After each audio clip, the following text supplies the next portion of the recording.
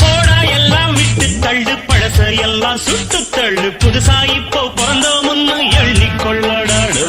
பயணம் எங்கே போனால் என்ன, பாதை 100 ஆனால் என்ன, தோட்டம் வச்சவன் தண்ணீர் விடுவான் சும்மா நில்லடா. ஊத காத்து வீச உடம்புக்குள்ள கூச, குப்பை கூடம் பத்த வச்சு காயல.